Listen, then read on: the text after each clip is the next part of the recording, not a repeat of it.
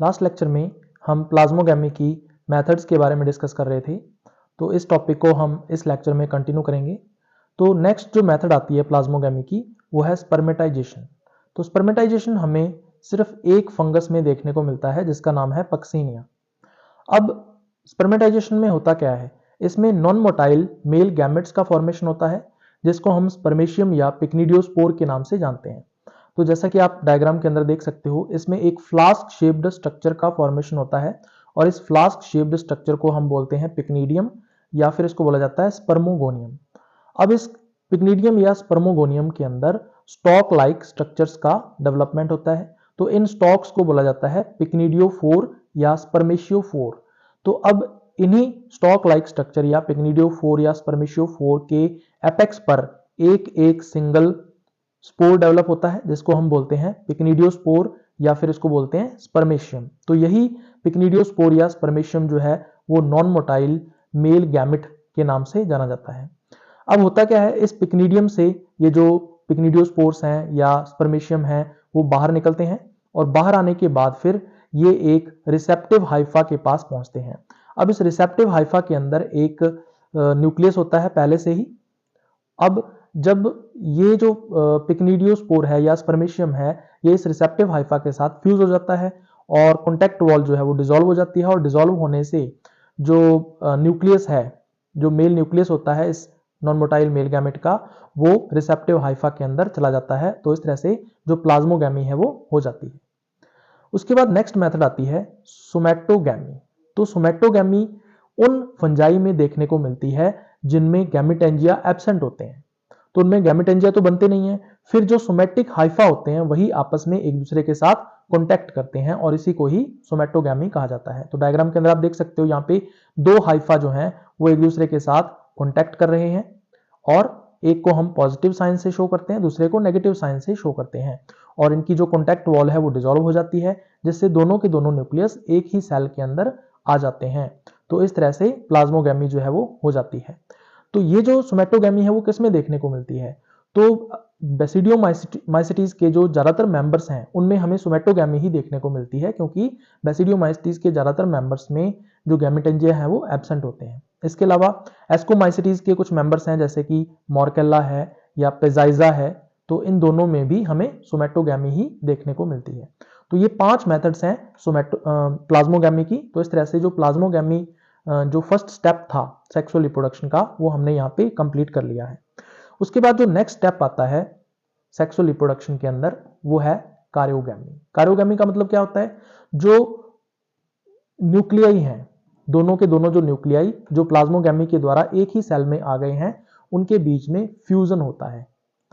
अब दोनों न्यूक्लियाई को डाइकार्योन कहा जाता है। तो डाइकार्योन के दोनों न्यूक्लियस एक दूसरे के साथ फ्यूजन शो करते हैं जिससे एक डिप्लॉइड न्यूक्लियस बनता है और इस प्रोसेस को बोलते हैं कारियोगैमी। जैसा कि डायग्राम के अंदर आप देख सकते हो, ये एक सेल है जिसका फॉर्मेशन प्लाज्मोगैमी से हुआ है जिससे दोनों के दोनों जो न्यूक्लियस हैं वो एक ही सेल में आ गए हैं। अब इस पेयर को हम बोलते हैं डाइकार्योन। तो इस डाइकार्योन के दोनों न्यूक्लियस जो है वो फ्यूज हो जाते हैं और एक डिप्लॉइड न्यूक्लियस बनाते हैं जिसको हम बोलते हैं सिनकार्योन। तो ये प्रोसेस कारियोगैमी कहलाता है। अब अगर अपने लोअर फंजाई की बात करें तो लोअर फंजाई में प्लाज्मोगैमी और कारियोगैमी के बीच में कोई भी टाइम गैप या स्पेस गैप नहीं होता है। इसका मतलब in case of lower fungi karyogamy takes place immediately after plasmogamy. लेकिन अगर अपने बात करें हायर फंजाई की, तो हायर फंजाई में प्लाज्मोगैमी और कारियोगैमी के बीच में time gap and space gap दोनों प्रेजेंट होते हैं। इसका मतलब ये हुआ कि in case of higher fungi karyogamy not takes place immediately after plasmogamy. तो there is time gap and space gap between karyogamy and plasmogamy. तो सबसे पहले बात करेंगे हम कि ये टाइम गैप होता क्या है। तो टाइम गैप जो है, इस टाइम गैप के दौरान जो प्लाज्मोगैमी हुई है, जो डाइकार्योन्स हैं वो क्या करते हैं, बार बार माइटोटिक डिविजन्स करते हैं जिससे बहुत सारे डाइकार्योन्स बनते हैं और बहुत सारी डाइकैरोटिक सेल्स बन जाती हैं और इस तरह से एक फेज बनती है जिसको डाइकार्योफेज कहा जाता है। तो डाइकार्योफेज में जो हाइफा होते हैं उनकी लगभग सभी सेल्स के अंदर डाइकार्योन्स प्रेजेंट होते हैं, यानी कि हर एक सेल लगभग डाइकैरोटिक होती है, तो इसको हम बोलते हैं डाइकार्योफेज। अब डाइकैरियोफेज का जो फॉर्मेशन है ये सिर्फ 2 ही क्लासेस में होगा, क्योंकि हायर फंजाई में सिर्फ 2 ही क्लासेस में सेक्सुअल रिप्रोडक्शन होता है, एक तो एस्कोमाइसीटीज और दूसरा बेसिडियोमाइसीटीज।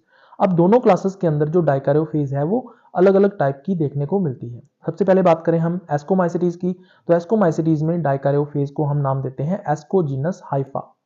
तो एस्कोजीनस हाइफा जो है वो एस्कोमाइसीटीज में बनती है। दूसरी तरफ अगर बेसिडियोमाइसीटीज की बात करें तो उनमें जो डाइकैरियोफेज है उसको नाम दिया जाता है सेकेंडरी माइसीलियम। तो अब इन दोनों में क्या क्या डिफरेंसेस होते हैं ये आपको पता होना चाहिए।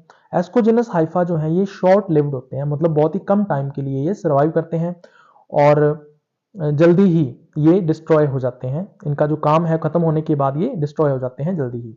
जबकि सेकेंडरी माइसीलियम की बात करें तो ये लॉन्ग लिव्ड होता है, इसका मतलब ये लंबे टाइम तक सर्वाइव करता है। जिस तरह से प्राइमरी माइसीलियम लंबे टाइम तक सर्वाइव करेगा उसी तरह से सेकेंडरी माइसीलियम भी लंबे टाइम तक सर्वाइव करता है। तो ये पहला डिफरेंस है इन दोनों के अंदर। उसके बाद दूसरा डिफरेंस जो है वो आता है कि जो एस्कोजीनस हाइफा हैं वो पैरासाइट की फॉर्म में पाए जाते हैं, किसके ऊपर? पेरेंट माइसीलियम के ऊपर। इसका मतलब ये है कि जो एस्कोजीनस हाइफा हैं वो न्यूट्रिशन जो है वो पेरेंट माइसीलियम से ही ऑब्टेन करेंगे या एब्जॉर्ब करेंगे। जबकि अगर अपने सेकेंडरी माइसीलियम की बात करें तो ये पूरी तरह से इंडिपेंडेंट होता है। किससे इंडिपेंडेंट होता है? पेरेंट माइसीलियम से, यानी कि जो प्राइमरी माइसीलियम है उससे ये पूरी तरह से इंडिपेंडेंट होता है और अपना न्यूट्रिशन जो है वो खुद ऑब्टेन करता है, खुद एब्जॉर्ब करता है होस्ट सेल से। तो ये दूसरा डिफरेंस है। तो एस्कोजीनस हाइफा हमें देखने को मिलते हैं एस्कोमाइसीटीज के अंदर, और जो सेकेंडरी माइसीलियम है ये हमें देखने को मिलता है बेसिडियोमाइसीटीज के अंदर। डायग्राम में इसको देख सकते हैं। तो इसमें एक हाइफा को शो किया गया है जिसमें हर एक सेल जो है वो डाइकैरियोटिक शो की गई है, तो इसको हम बोलते हैं एस्कोजीनस हाइफा। दूसरी तरफ एक माइसीलियम शो किया गया है, एक नेटवर्क शो किया गया है हाइफी का, और हर एक हाइफा जो है उसकी हर एक जो सेल है वो डाइकैरियोटिक शो की गई है, तो ये सेकेंडरी माइसीलियम को शो कर रहा है। तो ये है टाइम गैप, या टाइम गैप के दौरान क्या होता है ये हमने डिस्कस किया। उसके बाद हम देखेंगे कि स्पेस गैप क्या होता है। तो स्पेस गैप में जो प्लाज्मोगेमी है जिस जगह पर हुई है, कारियोगेमी उसी जगह पर न होकर किसी दूसरी जगह पर होती है, तो स्पेस का ये जो गैप है इसको स्पेस गैप बोलते हैं। अब कारियोगेमी कहां पर होगी?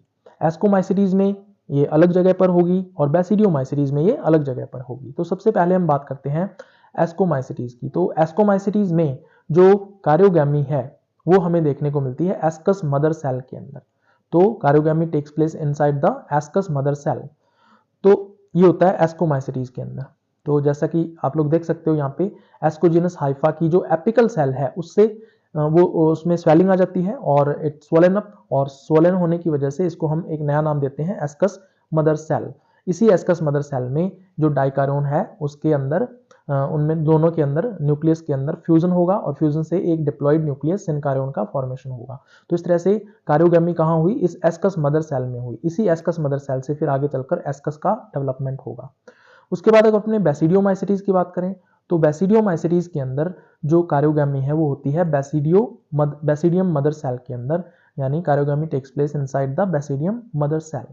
तो जैसा कि डायग्राम के अंदर आप लोग देख सकते हो यहाँ पे एक हाइफा शो किया गया है जो कि सेकेंडरी माइसीलियम का हाइफा है। इसकी जो एपिकल सेल है वो उसमें स्वेलिंग आ जाती है, इट स्वोलन अप, और इसको हम फिर नाम देते हैं बेसिडियम मदर सेल। इस बेसिडियम मदर सेल में डाइकार्योन जो है उसके दोनों न्यूक्लियस आपस में फ्यूजन शो करते हैं और फ्यूजन से एक डिप्लॉइड न्यूक्लियस बनता है जिसको हम सिनकार्योन बोलते हैं। तो इस तरह से कारियोगेमी इस बेसिडियम मदर सेल में होती है और इसी बेसिडियम मदर सेल से फिर आगे चलकर बेसिडियम का डेवलपमेंट होता है।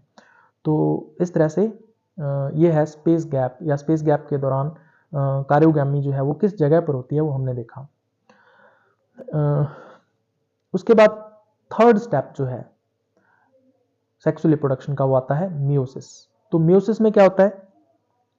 जो डिप्लॉइड न्यूक्लियस है जिसको सिनकार्योन हम लोग बोलते हैं, इस डिप्लॉइड न्यूक्लियस में मियोटिक डिवीजन होता है यानी मियोसिस होता है और 4 हैप्लॉइड न्यूक्लियाई बनते हैं जिनको डॉटर न्यूक्लियाई हम लोग बोल देते हैं। तो मियोसिस के अंदर डिप्लॉइड सिनकार्योन में मियोटिक डिवीजन होता है और 4 हैप्लॉइड डॉटर न्यूक्लियाई का फॉर्मेशन होता है।